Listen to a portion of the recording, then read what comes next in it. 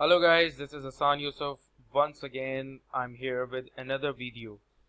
This time it is from section 3, one of the most important favorite topic of examiner, which is known as initial problems of Pakistan or problems after partition.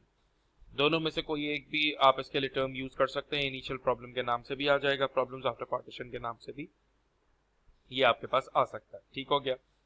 थोड़ा सा इसका background समझा दूं कि obviously Quaid Azam Mohammad Ali Jinnah became the governor general of Pakistan. ठीक हो गया, on 14 अगस्त 1947. अच्छा, पाकिस्तान जब आया, यानी कि पाकिस्तान जब इंडिपेंडेंट हुआ, तो उस वक्त हमें कुछ प्रॉब्लम्स फेस करनी पड़ी. अब वो मल्टीपल प्रॉब्लम्स हैं, हम वन बाय वन करके इन सारी प्रॉब्लम्स को डिटेल में समझते हैं. और आप लोग इस समझें तो समझें, साथ साथ में आपने एक काम और करना है कि आप इसका स्क्रीनशॉट लेते जाएंगे, सो दैट बाद में जब आप खुद पढ़ने के लिए बैठेंगे तो आपके पास नोट्स भी मौजूद होंगे. ठीक हो गया. वीडियो को सही से समझने के लिए आप इसको स्पीड में यानी 2x पे करके मत देखिएगा, आप स्पीड 1 करके ही देखिएगा. बहुत लंबी वीडियो नहीं है तो एक ही बार में आपको सुकून से समझ में आ जाएगा. बहुत ज्यादा भी हो तो 2 बार वीडियो देखनी होगी and you will understand what are initial problems properly. ठीक है. अब जरा देखिएगा, पाकिस्तान की सबसे पहली प्रॉब्लम थी बेटा ज्योग्राफिकल प्रॉब्लम. ठीक है, because Pakistan was split into 2 separate parts. Pakistan 2 part में सेपरेट हुआ था. ठीक है, ऑलमोस्ट 1000 माइल्स अपार्ट. ठीक है, या तो आप ये कह लो एक साइड पे आपका वेस्ट पाकिस्तान था, ठीक है, दूसरी साइड पे ईस्ट पाकिस्तान. वेस्ट पाकिस्तान वो जगह थी जहां पर आपका पंजाब, बलूचिस्तान, सिंध और NWFP, जिसको आज हम KPK कहते हैं, पहले वो NWFP था, नॉर्थ वेस्ट फ्रंटियर प्रोविंस. ये 4 प्रोविंस एक तरफ और ईस्ट में बंगाल एक तरफ. अब इनके बीच में जो डिफरेंस था उसको आप 1000 माइल्स बोलो या तकरीबन 1600 किलोमीटर. ये एक अप्रॉक्स डिस्टेंस था दोनों के बीच में. सही हो गया. अब इसमें हुआ क्या कि ईस्ट पाकिस्तान जो था वो कॉम्प्रोमाइज हुआ कि भाई मतलब उसने ये कॉम्प्रोमाइज किया कि मोस्ट ऑफ द बंगाल, जिसके अंदर सिलहट वगैरह सब शामिल थे, उन्होंने वोट किया टू द रेफरेंडम कि भाई वो पाकिस्तान को ज्वाइन करेंगे. और पाकिस्तान की जो वेस्ट साइड थी वो पाकिस्तान को उसमें मिला west Punjab, Sindh, Balochistan, NWFP. Princely states जो थी देर, सवात, चित्राल, उंजा, गिलगित, बहावलपुर, इन्होंने पाकिस्तान को ज्वाइन कर लिया. तो अब मसला ये हुआ कि भाई जो वेस्ट पाकिस्तान वाला एरिया था ना, वो तो हमें चलो समझ में आ गया कि भाई पंजाब है, सिंध है, बलूचिस्तान है, NWFP है, वो वेस्ट पंजाब में, वेस्ट पाकिस्तान में एक साथ है.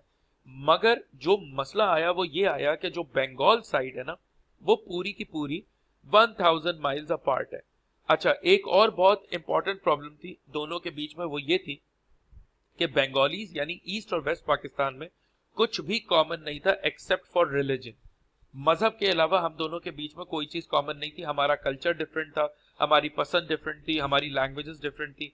सो that is why this became one of the biggest problem which was known as geographical problem.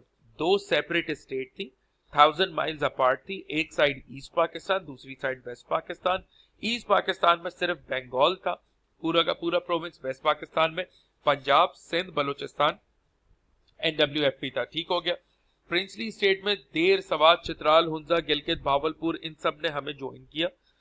लेकिन मसला ये था कि ईस्ट और वेस्ट पाकिस्तान के बीच में जो 1000 माइल का डिफरेंस था, जिसको हम 1600 किलोमीटर भी कह सकते हैं, इन दोनों के बीच में ईस्ट और वेस्ट में सिवाय रिलीजन के कुछ भी सिमिलर नहीं था. This was one problem. Now coming towards our second problem, दूसरा मसला हमारा था बेटा पॉलिटिकल. अच्छा, पॉलिटिकल मसला क्या था मैं आपको समझाऊं. इंडिया ने इनहेरिट करी थी सारी गवर्नमेंट बिल्डिंग्स, उसकी furnishing, even officials from British, यानी कि जो ऑफिशियल्स थे ब्रिटिश के, उन तक को वो तक इंडिया के पास रुक गए थे. सही हो गया. पाकिस्तान जो था उसके पास इनमें से कुछ भी नहीं था. इंडिया के जो ऑफिशियल्स थे वो मेंबर्स कौन थे, इंडियन नेशनल कांग्रेस के, विद अ पॉलिटिकल एक्सपीरियंस था उनके पास कि वो गवर्नमेंट को चला सकते हैं.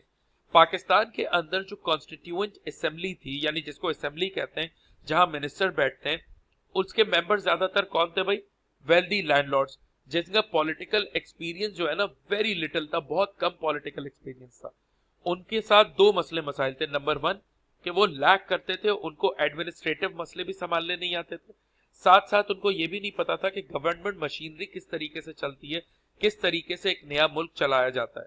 क्योंकि देखो, कायदे आजम को इनिशियली जो चीज चाहिए थी वो था कैपिटल.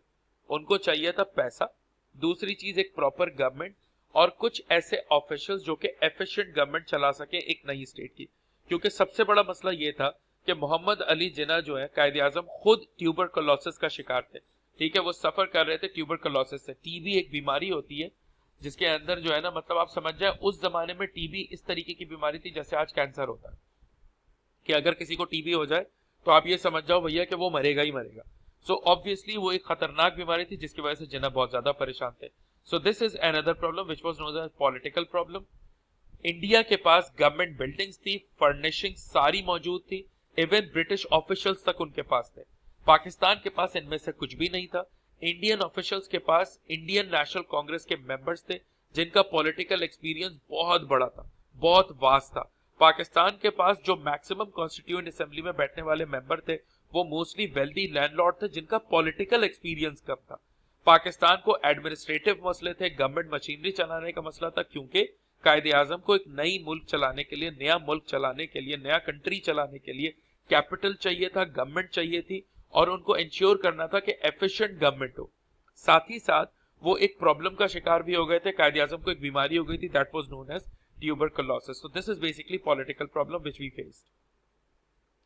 थर्ड प्रॉब्लम है हमारे पास इकोनॉमिक प्रॉब्लम। अच्छा, इकोनॉमिक प्रॉब्लम का दूसरा नाम भी आप सुन लें, that was financial problem. Economic problem का दूसरा नाम है फाइनेंशियल प्रॉब्लम। सही हो गया। अच्छा, अब फाइनेंशियल प्रॉब्लम क्या है मैं आपको समझा देता हूं।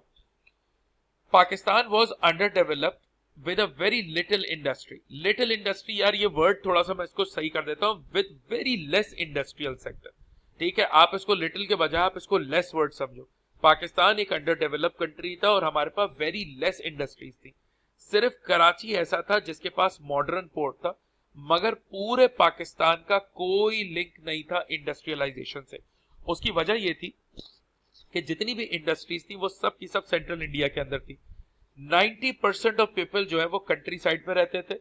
सिर्फ 8 टाउन्स ऐसे थे जिसकी पॉपुलेशन 1 लाख थी। पाकिस्तान का जो एग्रीकल्चर था उस जमाने में वो इतना प्रोड्यूस नहीं करता था कि पाकिस्तान की इंडस्ट्रियलाइजेशन की नीड पूरी हो जाए। तो अब चक्कर क्या था कि हम किस चीज पर डिपेंडेंट थे? ओनली जूट एक्सपोर्ट पे। ठीक है, जूट जो है वो बेसिकली आप लोगों ने चारपाई अगर देखी हो, गांव वगैरह के अंदर जो चारपाइयां होती हैं, या कभी बकरीद वगैरह में आप अगर वो गाय भैंस खरीदने के लिए जाएंगे तो चारपाई होती है ना, जो रस्सी से मतलब वो चारपाई बनी होती है, दैट इज बेसिकली जूट। सिर्फ चारपाई नहीं बनती, इससे मल्टीपल प्रोडक्ट बनते हैं। और बेसिकली बांग्लादेश उस वक्त बहुत मेजर प्रोड्यूसर था। आपका बांग्लादेश, सॉरी मैं गलत वर्ड यूज कर रहा हूँ, बंगाल जो है उस वक्त, क्योंकि उस वक्त तो बांग्लादेश बना ही नहीं था, बंगाल जो है उस वक्त मेजर प्रोड्यूसर था इसका। और जाहिर है बंगाल पाकिस्तान के अंदर आता था, लेकिन एक मसला था।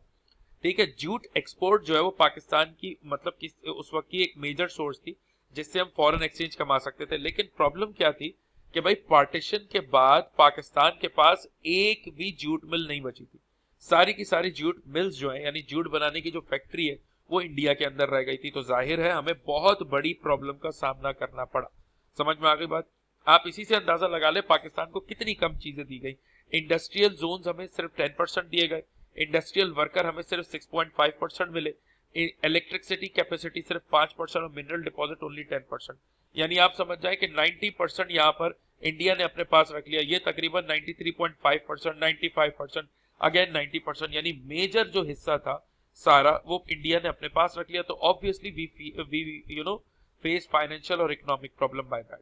तो दोबारा से एक बार बता दूं, पाकिस्तान एक अंडर डेवलप्ड कंट्री था, बहुत ही लेस इंडस्ट्री थी, मॉडर्न पोर्ट सिर्फ कराची के पास था, इंडस्ट्रियलाइजेशन से हमारा कोई लिंक नहीं था क्योंकि वो आपके सेंट्रल इंडिया में थे। 90% जो लोग थे वो कंट्री साइड पर रहते थे। सिर्फ 8 टाउन ऐसे थे जिसकी पॉपुलेशन ज्यादा थी।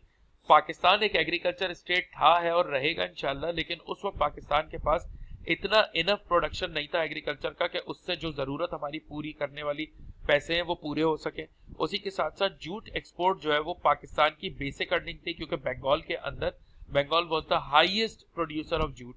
तो हम जूट को एक्सपोर्ट करके पैसे कमाते थे, लेकिन मसला ये था सारी जूट मिल इंडिया के अंदर थी। तो जाहिर है हमें मल्टीपल प्रॉब्लम्स का सामना करना पड़ा। This economic problem was one of the biggest at that time. फिर आपके पास है इलेक्ट्रिसिटी प्रॉब्लम। अब इलेक्ट्रिसिटी प्रॉब्लम हमारे पास क्या थी?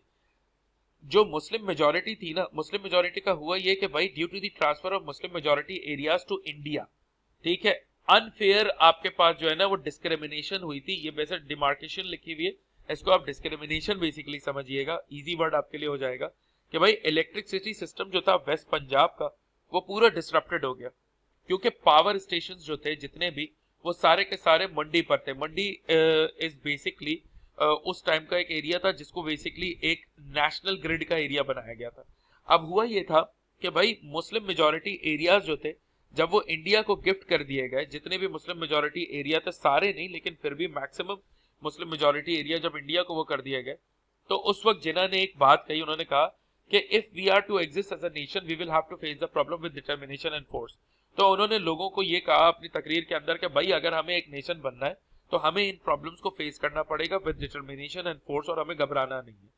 तो जाहिर सी बात है electricity problem was one of the basic problem, क्योंकि इलेक्ट्रिसिटी उस वक्त तक आ चुकी हुई थी, ऐसी कॉमन नहीं थी जैसे आज कॉमन है, लेकिन जाहिर सी बात है इस्तेमाल तो हो रही थी ना, सो वी नीड दैट, हमारे लिए एक बहुत इंपॉर्टेंट स्टफ था वो। उसके बाद आते हैं भैया social problem. Social problem was an other problem. चक्कर ये था कि भाई Pakistan was mainly made up of 5 different regions. Sir वो कौन कौन से रीजन से जरा बताइएगा। पख्तून्स का NWFP, बलोच का बलोचिस्तान, सिंधीज का सिंध, पंजाबीज का पंजाब और बंगालीज का बंगाल। समझ में आई बात। अब कहना यह था कि भाई 5 डिफरेंट टाइप्स ऑफ पॉपुलेशन थी हमारे पास, सही हो गया। तो उस वक्त लोगों का कहना यह था कि भाई पांचों के पांचों पॉपुलेशन का ट्रेडिशन अलग है, इनका कल्चर अलग है, इनकी लैंग्वेज अलग है, इनका लाइफस्टाइल अलग है। बलोचिस्तान और बंगाल तो उस वक्त बेसिकली जब पाकिस्तान आजाद हुआ था तो फौरन तो उनको ये समझ में भी नहीं आ रहा था कि पाकिस्तान के साथ अलायंस करना है कि नहीं करना। वो तो एक अलग बात है कि हो गया था, एंड में हमें ये हिस्सा मिल गया था, लेकिन वो एक मेंटली तौर पे बात कर रहा हूँ। पेपर वर्क कंप्लीट था लेकिन मेंटली तौर पे तो वो इनिशियली ये सोच रहे थे कि भाई करना है कि, क्योंकि कंप्लीटली चीजें डिफरेंट थी, खास करके लैंग्वेज, क्योंकि ऑफिशियल लैंग्वेज तो हमारे मुल्क की उर्दू थी, जिन्होंने क्लियर कह दिया था।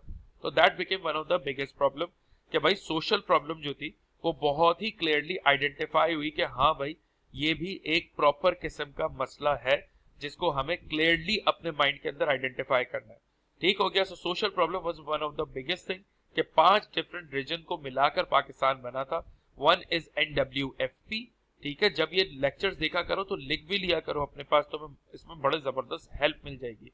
NWFP of Pakhtuns, Balochistan of Baloch, Sindh of Sindhis, Punjab of Punjabis and Bengal of Bengalis.